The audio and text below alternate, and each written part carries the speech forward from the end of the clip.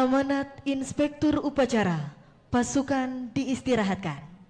Pasukan diistirahatkan. Untuk perhatian. Istirahat di tempat. Hah? Assalamualaikum warahmatullahi wabarakatuh. Sampurasun.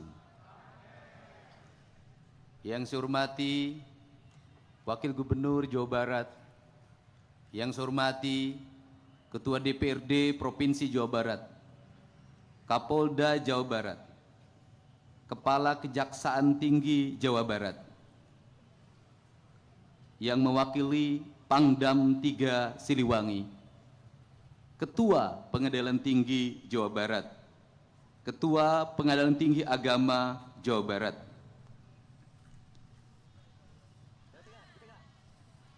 para anggota DPRD Provinsi Jawa Barat, saudara sekretaris daerah dan seluruh perangkat pemerintah daerah Provinsi Jawa Barat. Yang saya hormati kasepuhan tokoh masyarakat Jawa Barat, Cepopong Oce Junjunan,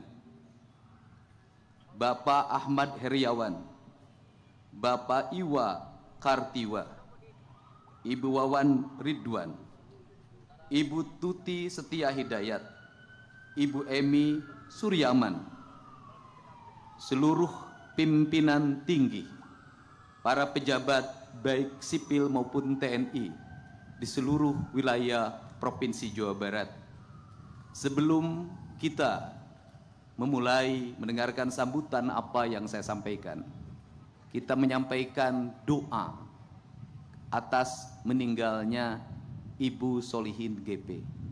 Semoga almarhumah mendapat tempat yang mulia, diterima iman Islamnya, diampuni segala dosanya, dan mendapat tempat yang layak di sisi Allah Subhanahu wa Ta'ala dengan membacakan surat Al-Fatihah.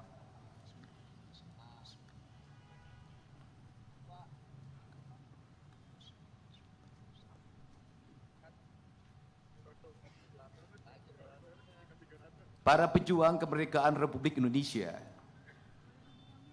keluarga besar Purna Paskibraka, keluarga atau orang tua dari pengibar bendera pusaka yang telah menyelesaikan tugasnya dengan baik, dan sebagai bentuk apresiasi saya memberikan bonus 150 juta untuk seluruh pasukan pengibar bendera pusaka.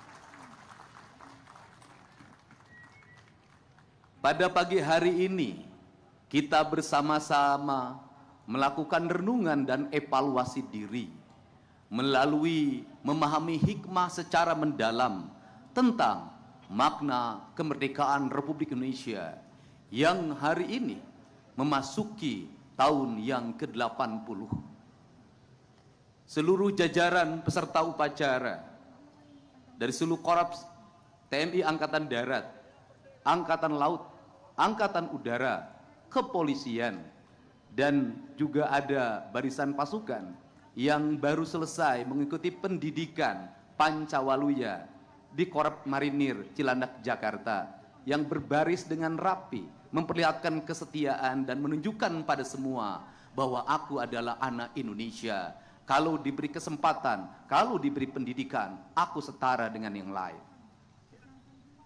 Kemerdekaan adalah membebaskan. Membebaskan yang diinginkan adalah ada 4 hal yang menjadi komponen pembebasan kita. Kita harus terbebas atas hak, atas kepemilikan tanah kita. Kita harus terbebas untuk menghirup udara yang bersih dalam setiap hari. Kita harus terbebas untuk menikmati matahari dalam setiap waktu. Kita harus terbebas dalam kehidupan untuk menikmati air yang merdeka, menjadi kekayaan alam yang bisa dinikmati untuk semua tanpa harus berbiaya. Seluruh kemerdekaan itu ada dalam pikiran dan rencana para pejuang kemerdekaan Republik Indonesia, ada dalam pikiran dan gagasannya Bung Karno dan Bung Hatta, ada dalam gagasan pikirannya Supomo, ada dalam gagasan pikirannya Syahrir, dan ada dalam gigisan pikiran seluruh para pendiri bangsa Indonesia. Seluruh para pendiri bangsa mencita-citakan bahwa kita suatu saat akan memajukan kesejahteraan umum, mencerdaskan kehidupan bangsa, dan ikut melaksanakan ketertiban dunia yang berdasarkan kemerdekaan, perdamaian abadi, dan keadilan sosial. Bahwa kita akan menjadi bangsa yang berdiri di depan, terdepan dalam sejarah kebangsaan kita, dalam percaturan dunia, manakala kita sudah mampu memerdekakan rakyat kita, memajukan rakyat kita, mencerdaskan kehidupan rakyat kita, memajukan kesejahteraan umum kita, maka pondasi yang harus dibangun oleh seluruh stakeholder, jajaran pemerintahan yang tertata di Provinsi Jawa Barat sampai tingkat desa, RT, dan RW, mengembalikan kembali pesan sejarah kita, bahwa bangsa kita harus memiliki hak atas kepemilikan tanah, bahwa bangsa kita harus mendapatkan air yang bersih, bahwa bangsa kita harus menikmati udara yang bersih, bahwa bangsa kita harus bisa menikmati dalam matahari dalam setiap waktu, karena itulah spirit berdirinya sebuah bangsa, dan itulah prasyarat kedaulatan sebuah bangsa. Relung keadilan itu harus dibangun dalam sistematika berpikir strategik yang dinamakan pembangunan. Maka pembangunan harus diarahkan secara paripurna untuk sebesar-besarnya kepentingan rakyat. Saya tekankan sekali lagi bahwa pembangunan harus diarahkan secara paripurna untuk sebesar-besarnya kepentingan rakyat. Maka kepentingan rakyat yang mendasar adalah kepentingan rakyat untuk mendapat pendidikan yang memadai, dari pendidikan SD sampai perguruan tinggi, tanpa membedakan si kaya dan si miskin. Maka pendidikan melahirkan kesetaraan. Pendidikan bukan melahirkan eksklusivisme, tetapi pendidikan memberikan kesetaraan. Yang kaya, yang miskin, penyandang disabilitas, semuanya setara di mata negara, semuanya setara dalam pendidikan. Mereka memiliki hak untuk mendapatkan pendidikan yang layak dari negara. Maka pembangunan pendidikan, dari mulai pendidikan dasar, pendidikan menengah, pendidikan tinggi, adalah sebuah keharusan negara. Maka pemerintah Provinsi Jawa Barat berkomitmen untuk mengembalikan kembali anggaran untuk kepentingan pendidikan rakyat, baik kepentingan pendidikan formal maupun pendidikan informal. Tetapi pendidikan juga jangan hanya dipahami oleh bangunan sekolah. Pendidikan jangan hanya dipahami oleh jumlah guru. Pendidikan harus dipahami dalam pembentukan karakter manusia yang disebut dengan manusia Indonesia seutuhnya. Maka manusia Indonesia seutuhnya dalam kaidah Sunda disebutnya rawayan jati. Dalam atmosfer pendidikan dasar kita yang diajarkan oleh leluhur kita, manusia pendidikan adalah manusia yang kaluhur sirungan kahandap akaran. Kaluhur sirungan artinya dia memiliki ide-ide dasar tentang kehidupan. Dia memiliki pemahaman ketuhanan yang sangat sempurna. Mereka memiliki teologis yang melahirkan implikasi pembentukan karakter manusia, yang dalam kaidah Sunda disebutnya manusia yang cager, bager, bener, pinter, singer. Maka disebutlah Pancawaluya. Maka Pancawaluya harus dibangun melalui gerbang atau pintu. Maka pintu harus dibangun dalam berbentuk kegiatan teknis, baik diatur dalam undang-undang, diatur dalam peraturan pemerintah, diatur dengan Kepres, diatur dengan surat keputusan menteri, peraturan daerah, peraturan gubernur, surat keputusan gubernur, surat edaran, sampai pada tingkat kabupaten kota. Maka seluruh pendidikan dasarnya harus diarahkan pada arah yang sama, bahwa anak-anak Jawa Barat adalah anak-anak yang cager, Kalau ingin anak-anak yang cager, maka konsumsi material makanan anak-anak kita harus bergizi, harus bernutrisi, harus mendapatkan air yang bersih dalam setiap waktu agar lahir masyarakat cager. Maka masyarakat cager, guru harus mengontrol apa yang dikonsumsi oleh anak-anak kita. Orang tua harus bisa mengendalikan apa yang dikonsumsi anak-anak kita. Dari itulah karakter bangsa akan mulai terbangun. Perspektif hari ini adalah anak-anak Jawa Barat mendapat konsumsi gula yang berlebihan, mendapat konsumsi kadar minyak yang berlebihan, bahkan kadar minyaknya sudah melampaui batas. Anak-anak Jawa Barat tidak mengkonsumsi air yang bersih, maka pendidikan kita akan terbentuk karakter cager manakala kita mampu menyiapkan seluruh piranti dasar itu. Yang kedua, kalimat bager terbentuk oleh sebuah manusia yang memiliki ketaatan. Ketaatan pada siapa? Satu, ketaatan pada Tuhan. Dua, ketaatan pada orang tua. Yang ketiga, ketaatan pada lingkungan, masyarakat. Yang keempat, yang paling utama adalah ketaatan manusia pada Tuhan. Dimaknai oleh manusia memiliki ketaatan dan penghormatan kepada tanah, air, udara, dan matahari sebagai esensi dari nasionalisme. Maka dari itu dilahirkanlah gerakan pemerintah harus mengembalikan kembali tata ruang secara benar. Gunung harus berfungsi sebagai gunung, air harus berfungsi sebagai air, sungai harus berfungsi sebagai sungai, danau harus berfungsi sebagai danau, muara harus berfungsi sebagai muara, laut harus berfungsi sebagai laut. Proporsional itu harus dikembangkan dalam sebuah tata ruang yang memadai, tata bangunan yang memadai, tata lingkungan yang memadai. Maka pemerintah daerah Provinsi Jawa Barat secara tegas akan melakukan perubahan yang radikal terhadap berbagai bentuk penyimpangan lingkungan yang bertentangan dengan sendi-sendi kemerdekaan, yang bertentangan dengan prinsip-prinsip kebangsaan, yang bertentangan dengan kedaulatan, yang bertentangan dengan keadilan sosial. Untuk itu rasa adil harus tercipta bagi siapapun, baik yang besar maupun yang kecil, tua dan muda, laki-laki dan perempuan, memiliki kehadiran yang sama tanpa membedakan gender dan unsur-unsur lainnya yang bersifat strata sosial.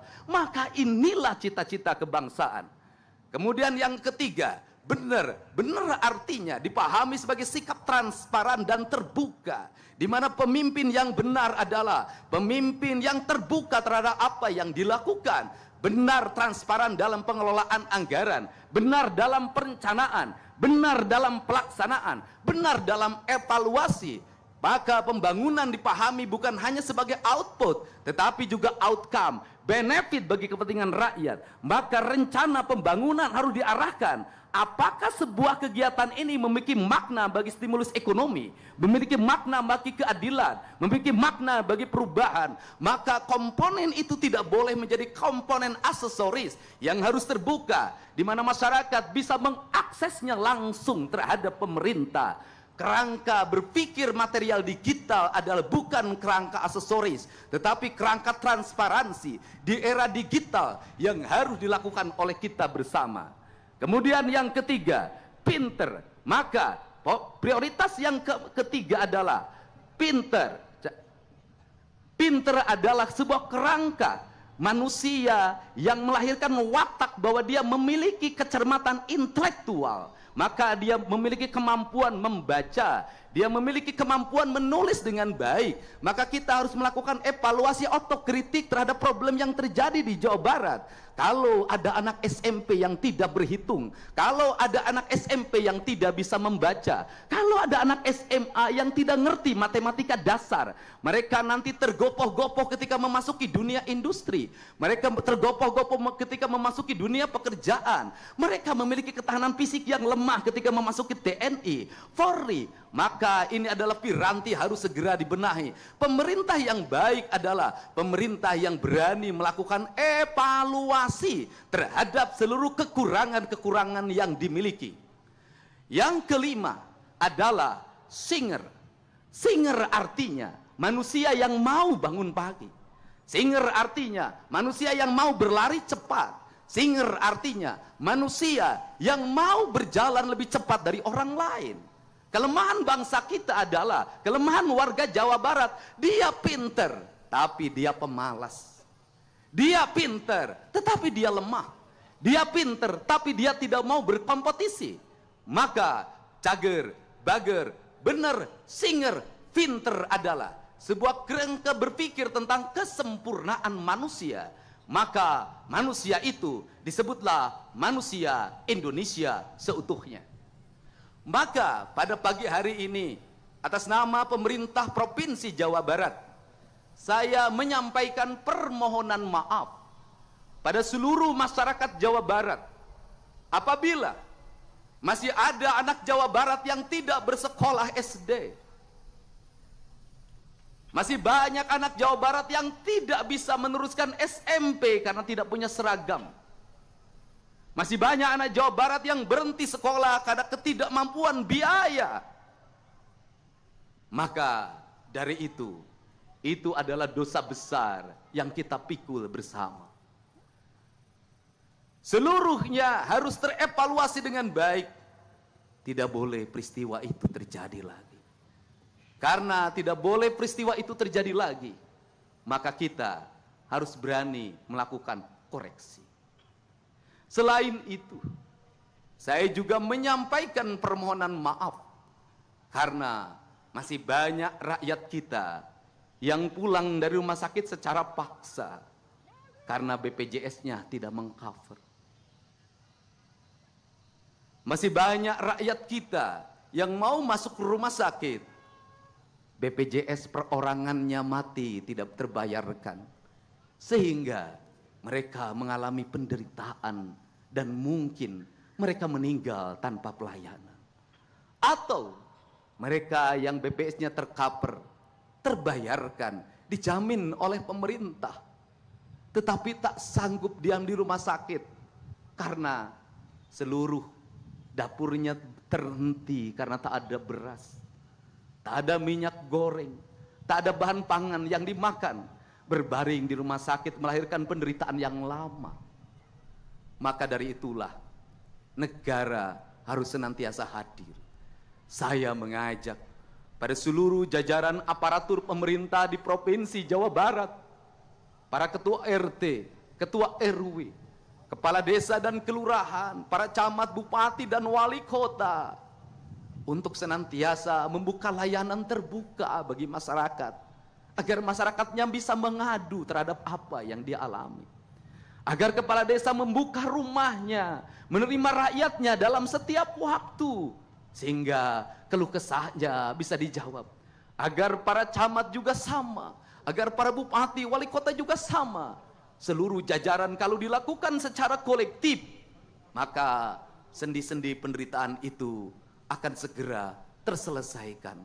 Maka tugas kita meneruskan kemerdekaan yang dititipkan oleh leluhur bangsa kita, yang dititipkan oleh para pahlawan negara kita, yang telah mengorbankan darahnya, cucuran air matanya, keluarganya, menghabiskan masa hidupnya hanya untuk berkata merdeka bagi bangsanya.